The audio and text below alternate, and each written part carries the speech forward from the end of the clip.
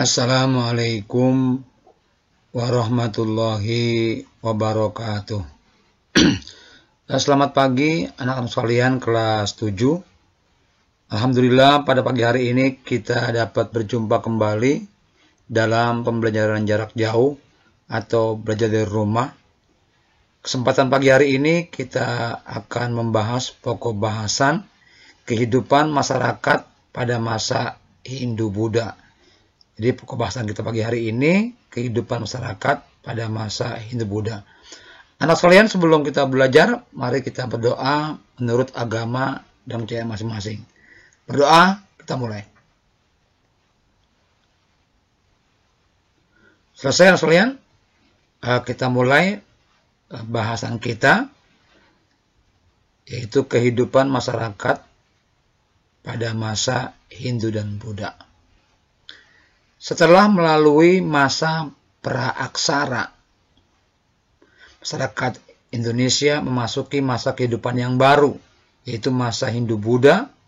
Masa ini seringkali disebut dengan masa klasik, yaitu awalnya masuk unsur-unsur budaya India di Kepulauan Indonesia. Ini anak sekalian disebut masa klasik karena baru, yaitu awalnya masuknya unsur-unsur budaya India di Kepulauan Indonesia, masa disebut klasik. Sekarang kita lanjut ya. Pengaruh perkembangan agama dan kebudayaan Hindu-Buddha terhadap masyarakat di berbagai daerah di Indonesia.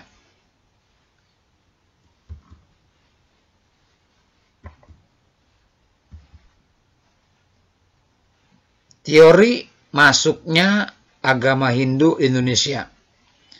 Ada 5 teori, juga ada yang bagi 4 teori. Di bahasan ini kita bahas 5 teori.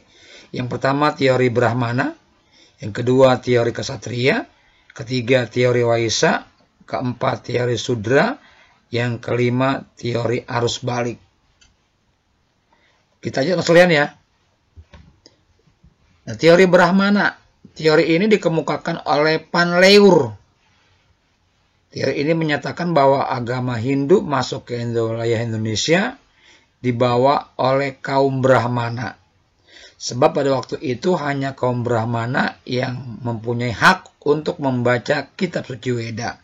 Sehingga hanya kasta Brahmana lah yang memahami ajaran agama Hindu secara utuh dan benar. Ini pendapat pertama, teori Brahmana menurut Panleur. Yang kedua, teori Ksatria. Teori ini dikemukakan oleh Nehru dan Munjadar, juga Cecebeg. Teori ini dikemukakan oleh Nehru dan Majumdar, juga Cecebeg. Ya. Teori ini menyatakan bahwa penyebaran agama dan budaya Hindu di wilayah Indonesia dilakukan oleh orang-orang India dari kasta Ksatria, itu para prajurit. Mereka melarikan diri ke Indonesia sebagai akibat terjadinya kekacauan politik di India. Para Ksatria ini kemudian membentuk koloni dan menyebarkan agama Hindu. Teori ini disebut juga teori kolonisasi. Ini teori yang kedua. Ketiga, teori Waisa. Dikemukakan oleh N.J. Krom dan R.K. Mukherjee. Teori ini menyatakan bahwa penyebaran agama Hindu di Indonesia dibawa oleh orang-orang India dari kasta Waisa yang merupakan pedagang. Para pedagang ini tinggal selama 6 bulan untuk menunggu angin muson dan sebagian menikah dengan penduduk Indonesia sambil menyebarkan agama Hindu. Ini teori yang ketiga. Teori keempat, teori Sudra. Ini yang keempat, teori Sudra itu nggak ada yang mengukuhkan.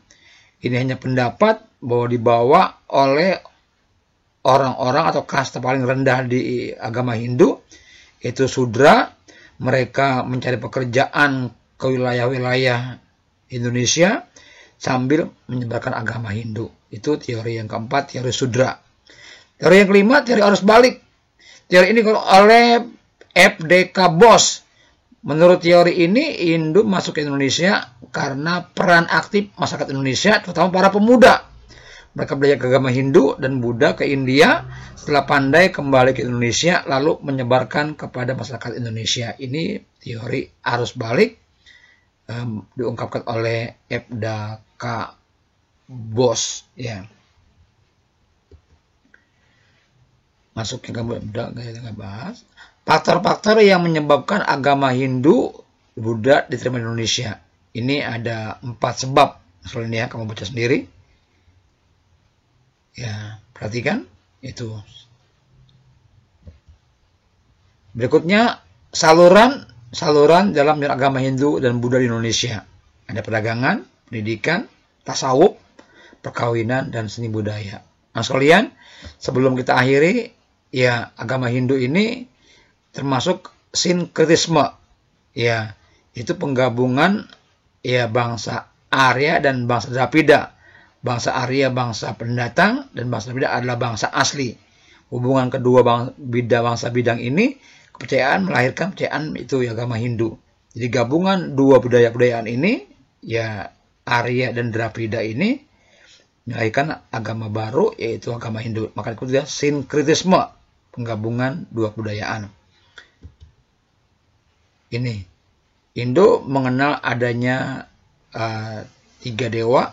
Ya, dia agama politeisme, Tuhan banyak, yang disebut Trimurti, 3 dewa. Itu ada Brahmana, ada Wisnu dan Siwa.